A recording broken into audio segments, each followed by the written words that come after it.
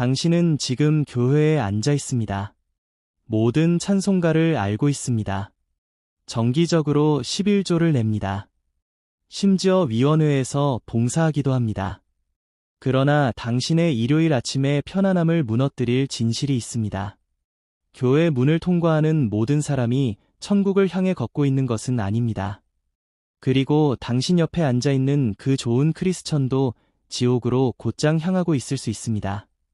앞으로 몇 분 안에 자신이 구원받았다고 생각하지만 그렇지 않은 5가지 유형의 교회 출석자들을 알려드리겠습니다. 주의 깊게 들으십시오. 왜냐하면 당신이 그들 중 한 명일 수 있기 때문입니다. 만약 이것이 당신을 흔들지 않는다면 어떤 것도 흔들 수 없을 것입니다. 첫 번째, 고백만 하는 크리스천입니다. 이들은 기도를 했던 사람들입니다. 강단 앞으로 나갔습니다. 세례를 받았습니다. 증서가 있고 성경에 날짜가 기록되어 있습니다. 그러나 예수님께서 마태복음 7장 21절에서 말씀하신 것이 있습니다. 나더러 주여 주여 하는 자마다 다 천국에 들어갈 것이 아니요. 이것을 주목하십시오. 나더러 말하는 자마다가 아닙니다. 이 사람들은 말을 완벽하게 합니다. 예수님을 주님이라 부릅니다. 하나님을 안다고 주장합니다. 그러나 그들의 삶은 변하지 않았습니다. 그들의 마음은 감동받지 않았습니다. 그들의 믿음은 도착하자마자 죽어 있습니다. 디도서 1장 16절이 이 거짓된 안전을 무너뜨립니다. 그들이 하나님을 시인하나 행위로는 부인하니 당신의 입은 무엇이든 말할 수 있습니다. 당신의 삶이 진실을 말합니다. 만약 당신이 5년 전에 기도를 했지만 오늘 악마처럼 살고 있다면 그 기도는 당신을 구원하지 못했습니다. 그것은 단지 당신의 반역 가운데 편안하게 만들었을 뿐입니다. 종교적인 순간과 근본적인 변화를 혼동하지 마십시오. 마귀들도 하나님을 믿습니다. 야고보서 2장 19절은 그들이 믿고 떨지만 구원받지 못했다고 말합니다. 만약 당신이 가진 것이 한때 했던 기도뿐이고 실제로 변화된 삶이 없다면 당신도 마찬가지입니다. 두 번째, 행위를 믿는 자입니다. 이것은 위험합니다.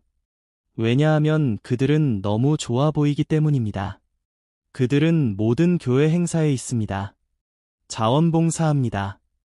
헌금합니다. 섬깁니다. 예언합니다. 찬양을 인도합니다. 주일학교를 가르칩니다. 그러나 함정이 있습니다. 그들은 자신의 일이 그들의 길을 얻는다고 생각합니다.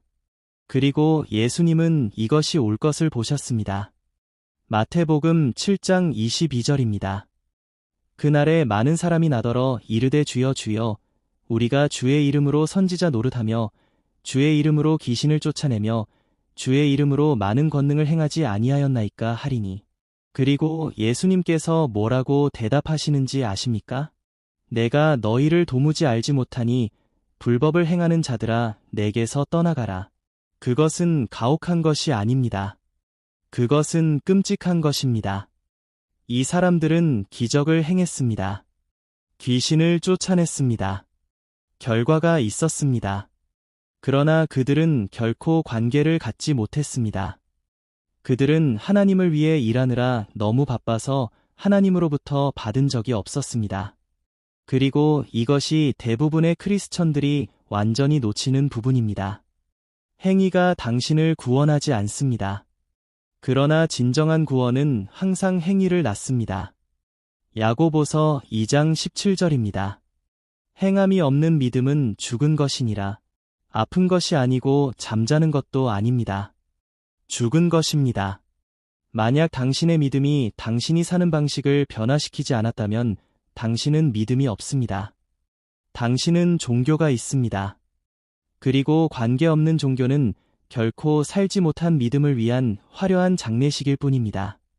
세 번째, 일요일 크리스천입니다. 일요일에는 교회, 월요일에는 지옥입니다.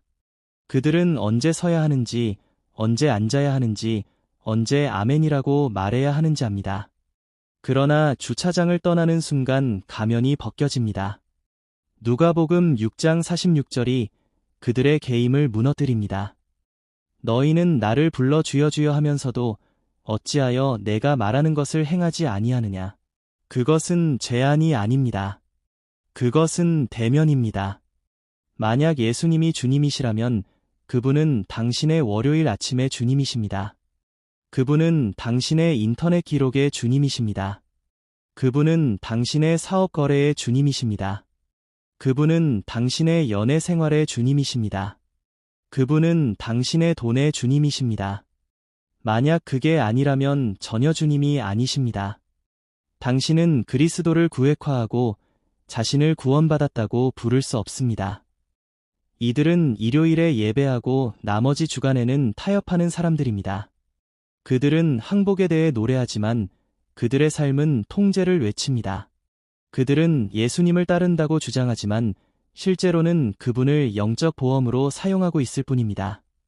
주의 깊게 들으십시오. 예수님은 당신의 예비 계획이 아닙니다. 그분은 당신의 지옥 탈출 무료 카드가 아닙니다. 그분은 당신의 주님이시거나 아무것도 아니십니다. 그리고 만약 그분이 월요일부터 토요일까지 당신에게 아무것도 아니라면 일요일 출석이 당신을 구원할 것이라고 생각하지 마십시오. 하나님은 당신의 공연에 관심이 없으십니다. 그분은 당신의 마음에 관심이 있으십니다. 네 번째, 지식 수집가입니다. 그들은 대부분의 목사들보다 성경을 더 잘합니다. 구절을 인용할 수 있습니다. 모든 신학 논쟁에서 이깁니다. 교리에 대해 항상 옳습니다. 그러나 그들의 마음은 얼음처럼 차갑습니다. 고린도전서 8장 1절입니다. 지식은 교만하게 하며 사랑은 덕을 세우나니. 이 사람들은 정보로 너무 가득 차서 변화를 위한 공간이 없습니다. 그들은 성경을 공부하지만 순종하지 않습니다. 그들은 예수님에 대해 알지만 예수님을 알지 못합니다. 그리고 치명적인 부분이 있습니다. 그들의 지식이 그들을 오만하게 만듭니다. 판단적으로 만듭니다. 다른 모든 사람보다 낫다고 생각하게 만듭니다. 그러나 예수님은 결코 내 학자들이 땅을 유업으로 받으리라고 말씀하지 않으셨습니다. 그분은 온유한 자들이 받을 것이라고 말씀하셨습니다.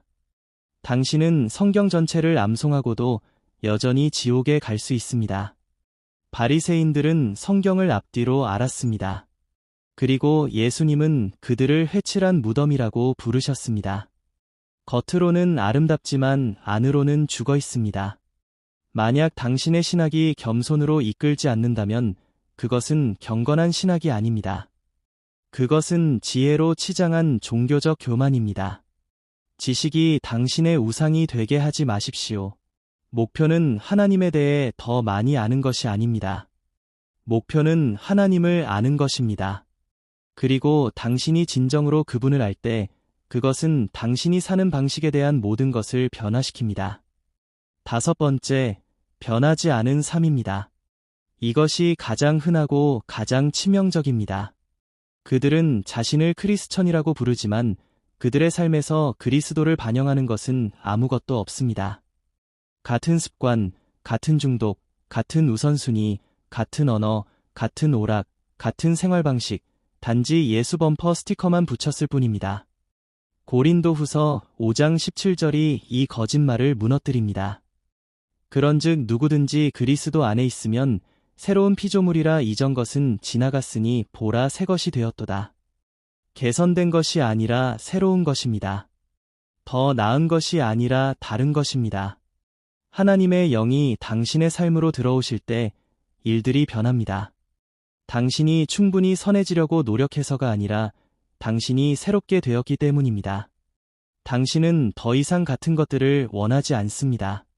더 이상 같은 쾌락을 쫓지 않습니다. 더 이상 같은 곳에서 만족을 찾지 않습니다. 왜 그렇습니까? 왜냐하면 당신이 더 나은 것을 맛보았기 때문입니다. 당신이 더 위대한 누군가를 만났기 때문입니다. 그리고 다른 모든 것이 그 장악력을 잃습니다. 만약 당신이 세상처럼 살면서 그것에 대해 완벽하게 괜찮다고 느낀다면 당신의 행동이 아니라 당신의 구원을 점검해야 합니다. 왜냐하면 진정한 구원은 항상 진정한 변화를 낳기 때문입니다. 대부분의 교회가 당신에게 말하지 않을 것이 있습니다. 구원받았다고 느끼는 것이 당신을 구원받게 하지 않습니다. 교회에 가는 것이 당신을 구원받게 하지 않습니다. 좋은 사람이 되는 것이 당신을 구원받게 하지 않습니다. 성경을 아는 것이 당신을 구원받게 하지 않습니다. 심지어 예수님의 이름으로 기적을 행하는 것조차 당신을 구원받게 하지 않습니다. 구원은 한 가지에 관한 것입니다. 당신은 예수님을 실제로 압니까? 당신의 삶이 그분께 항복되어 있습니까? 부분적으로가 아니라 완전히입니까? 그분의 은혜가 당신을 변화시켰습니까? 종교적인 당신이 아니라 새로운 당신 말입니다. 그리고 시험이 있습니다.